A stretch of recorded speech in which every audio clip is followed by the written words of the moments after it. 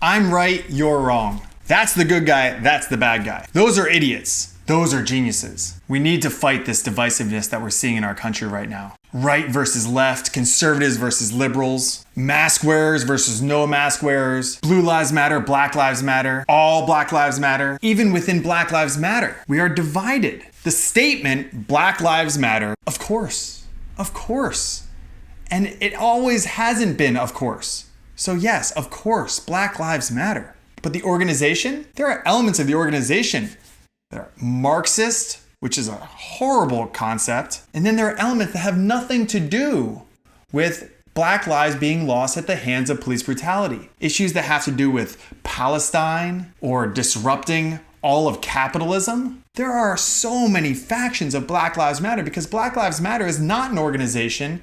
It is a movement, and anyone can start their own Black Lives Matter with any kind of lean that they want. It isn't a trademark name. There are wealthy white liberals in the Upper East Side of New York and West LA and Santa Monica and Beverly Hills who are bending the knee behind gates and walls and celebrities saying the things that they're supposed to say to support Black Lives Matter. There's the corporations who are seeing dollar signs saying, oh, we can cash in on Black Lives Matter. And then there's the Antifa anarchists, people who are trying to literally burn down the system and hurt people. How many videos have you seen where someone walks up to a Black Lives Matter protest and gets hit, and then Black Lives Matter protesters push away the other Black Lives Matter protesters? So this is far more complicated than something as simple as those in support of Black Lives Matter and those who aren't. Anything that is us versus them needs to get stopped. We are all in this together, and I know that sounds very hippy-dippy, but I don't care. It's true. Now you might say,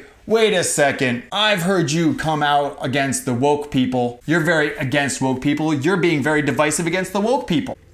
Yeah, you're right. And the only way I can justify that and explain myself is I am willing to talk. I am willing to talk to anyone about anything. And I am critical of the woke people, but I'm also very critical of those opposing the woke people. I'm very critical of people on the extreme right.